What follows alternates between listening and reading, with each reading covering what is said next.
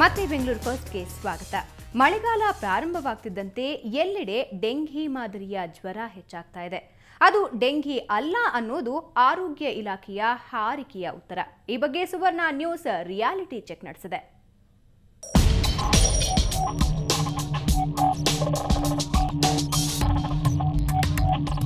Silicon ಸಿಟಿಯ ಬಹುತೇಕ ಆಸ್ಪತ್ರೆಗಳಲ್ಲಿ ಜ್ವರ ಪೀಡಿತರ ಸಂಖ್ಯೆ ಹೆಚ್ಚುತ್ತಾ ಇದೆ. ಅಚ್ಚರಿ ಅಂದ್ರೆ ಡೆಂಗಿ ಜ್ವರದ ಲಕ್ಷಣಗಳು ಹಲವರಲ್ಲಿ ಕಾಣ್ತಾ ಇದೆ. ಕಳೆದ 2 ದಿನಗಳಿಂದ ಈ ಬಗ್ಗೆ ಸುವರ್ಣ ನ್ಯೂಸ್ ರಿಯಾಲಿಟಿ ಚೆಕ್ ನಡೆಸಿತು.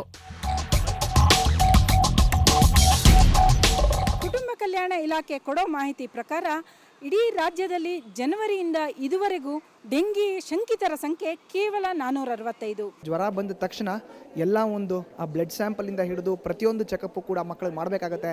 ಮಕ್ಕಳಿಗೆ ಮಾಡಿದ ನಂತರನೇ ಇಲ್ಲಿ ಏನು ಒಂದು ಕಾಯಿಲೆ ಆ ಒಂದು ಮಗುಗೆ ಎಫೆಕ್ಟ್ ಆಗಿದೆ, ಅದು ನಿಜವಾಗ್ಲೂ ಡೆಂಗಿನ ಅಥವಾ ಡೆಂಗಿ ಮಾದರಿಯ ಬೇರೆ ಏನಾದರೂ ಸಣ್ಣ ಪುಟ್ಟ ಜ್ವರನ ಅನ್ನೋದು ಕೂಲಂಕುಷವಾಗಿ ಗೊತ್ತಾಗುತ್ತೆ ಅನ್ನೋದು ಆ ಪಾಲಕರ ಮಾತು, ಜೊತೆಗೆ ವೈದ್ಯರ ಮಾತು ಕೂಡ. ಆರೋಗ್ಯ ಇಲಾಖೆಯ ವರದಿಯಲ್ಲಿ ಡೆಂಗಿ ಪೀಡಿತರ ಸಂಖ್ಯೆ ಮುಚ್ಚುವ ಕೆಲಸ ನಡೀತಾ ಇದೆ. ಡೆಂಗಿ ಬಗ್ಗೆ ವರದಿ ನೀಡೋದು ಕುಟುಂಬ ಕಲ್ಯಾಣ ಇಲಾಖೆ ಜವಾಬ್ದಾರಿ. ಆದ್ರೆ ಕಳೆದ 7 ತಿಂಗಳಿಂದ ಬೆಂಗಳೂರಿನ ಡೆಂಗಿ ಪೀಡಿತರ ಸಂಖ್ಯೆ ಕೇವಲ 305. ಈ ಬಗ್ಗೆ ಕುಟುಂಬ ಕಲ್ಯಾಣ ಇಲಾಖೆ ನಿರ್ದೇಶಕರಿಗೆ ಕೇಳಿದ್ರೆ ಹೆಂಗ್ ಜಾರ್ಕೊಂಡ್ರು ನೋಡಿ. ಡೆಂಗು ಜ್ವರ ಪ್ರಕರಣಗಳು ಎಲ್ಲ ಜಿಲ್ಲೆಗಳನ್ನು ಸಹ ಈಗಲೂ ಸಹ ವರದಿ ಆಗ್ತಾ ಇದ್ದಾವೆ.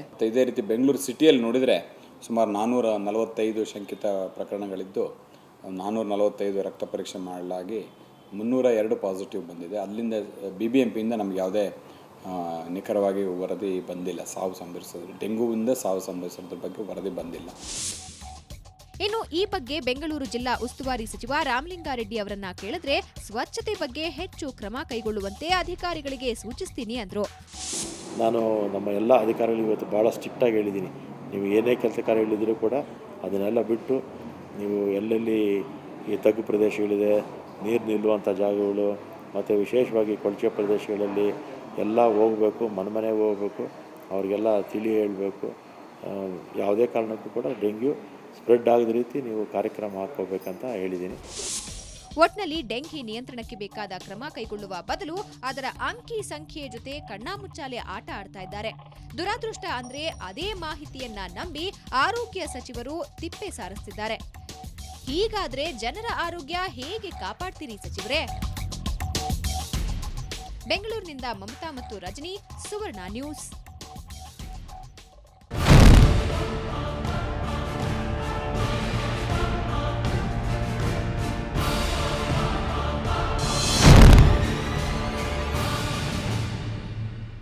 ಹೇಳೋದೇ ಒಂದು, ಮಾಡೋದು ಇನ್ನೊಂದು ಅನ್ನೋದಕ್ಕೆ ಇಲ್ಲೊಂದು ನಿದರ್ಶನವಿದೆ. ಜಲಮಂಡಳಿಯ ನಿಯಮಗಳ ಪ್ರಕಾರ ಪ್ರತಿ ಬಡಾವಣೆಯಲ್ಲೂ ಒಳಚರಂಡಿ ವ್ಯವಸ್ಥೆ ಇರಬೇಕು. ರೈಲ್ವೆ ಹಳಿ, ಮೇಲ್ಸೇತುವೆ ಅಥವಾ ಮುಖ್ಯ ರಸ್ತೆಯಿಂದ ಸುಮಾರು 15 ಅಡಿ ದೂರದಲ್ಲಿ ಮ್ಯಾನ್ ಹೋಲ್ಗಳಿರಬೇಕು. ಆದರೆ ಇಲ್ಲಿ ನೋಡಿ, ಮ್ಯಾನ್ ಹೋಲ್ಗಳು ಎಷ್ಟು ಹತ್ತಿರದಲ್ಲಿವೆ ಅಂತ.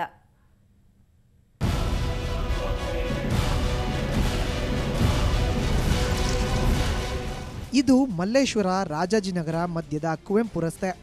ಒಂದು ಕಡೆ ಮೆಟ್ರೋ ಮೇಲ್ಸೇತುವೆಯ ಕಾಮಗಾರಿ, ಮತ್ತೊಂದೆಡೆ 2 ಪ್ರಮುಖ ಬಡಾವಣೆಗಳ ಸಂಪರ್ಕ ಕಲ್ಪಿಸುವ ರಸ್ತೆ. ಸೊ ಯಾವಾಗಲೂ ಇಲ್ಲಿ ಟ್ರಾಫಿಕ್ ಜಾಸ್ತಿ. ಈ ಮಧ್ಯೆ ಕೂಗಳತೆ ದೂರಕ್ಕೊಂದು ಮ್ಯಾನ್ ಹೋಲ್ಗಳಿರೋದು ಸಮಸ್ಯೆಯಾಗಿ ಪರಿಣಮಿಸಿದೆ.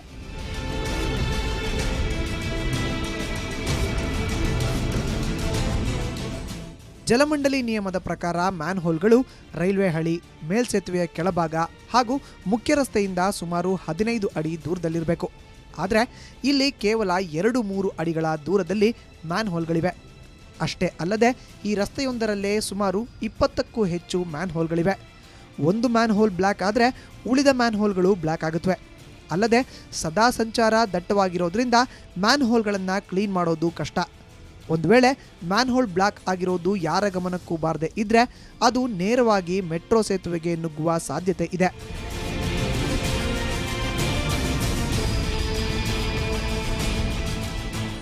ಆದಷ್ಟು ಬೇಗ ಜಲಮಂಡಳಿ ಇತ್ತ ಗಮನ ಹರಿಸಿ ಮ್ಯಾನ್ ಹೋಲ್ಗಳ ಸಮಸ್ಯೆ ಬಗೆಹರಿಸಲು ಮುಂದಾಗಬೇಕಿದೆ. ಬೆಂಗಳೂರಿಂದ ಕ್ಯಾಮರಾ ಪರ್ಸನ್ ಮಹೇಶ್ ಜೊತೆ ಪಿ ಮಧುಸೂದನ್, ಸುವರ್ಣ ನ್ಯೂಸ್.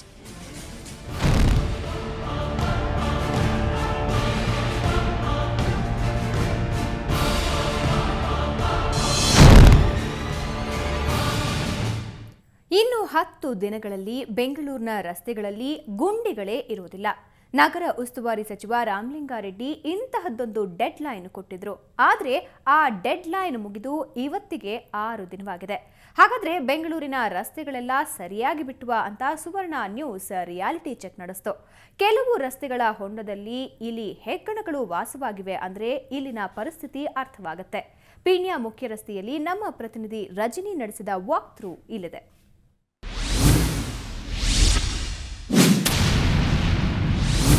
ನಾವೀಗ ಪೀಣ್ಯದ ಮುಖ್ಯ ರಸ್ತೆಯಲ್ಲಿರುವ ಕಂಠೀರವ ಸ್ಟುಡಿಯೋ ಸರ್ಕಲ್ನಲ್ಲಿದ್ದೀವಿ. ಇಲ್ಲಿ ಕಂಠೀರವ ಸ್ಟುಡಿಯೋ ಮತ್ತು ಅಣ್ಣವರ ಸಮಾಧಿ ಇರುವಂಥ ಜಾಗ. ಪ್ರತಿನಿತ್ಯ ಈ ರಸ್ತೆಯಲ್ಲಿ ಸಾವಿರಾರು ವೆಹಿಕಲ್ಗಳು, ನೀವಿಲ್ಲಿ ನೋಡ್ತಾ ಇರ್ಬೋದು, ಸಾವಿರಾರು ವೆಹಿಕಲ್ಗಳು ಹೋಗೋ ಒಂದು ಜಾಗ ಇದು. ಇಲ್ಲಿ ವಿಶೇಷವಾಗಿ ಹೇಳಬೇಕು ಅಂದರೆ ಪೀಣ್ಯ ಇಂಡಸ್ಟ್ರಿಯಲ್ ಟೌನ್ ಹತ್ತಿರ ಇರೋದ್ರಿಂದ ಸಾವಿರಾರು ಗೂಡ್ಸ್ ಗಾಡಿಗಳು ಸಹಿತ ಹೋಗುತ್ತೆ. ಹಾಗಾದರೆ ಬನ್ನಿ, ಈ ರಸ್ತೆ ಪರಿಸ್ಥಿತಿ ಹೇಗಿದೆ, ಈ ರಸ್ತೆಯ ಗುಂಡಿಗಳು ಮುಚ್ಚಿದೆಯಾ, ತೇಪೆ ಹಾಕಲಾಗಿದೆಯಾ, ಎಲ್ಲ ವಿವರಗಳನ್ನು ನಾವೇ ಹೋಗಿ ನೋಡ್ಕೊಂಬರೋಣ.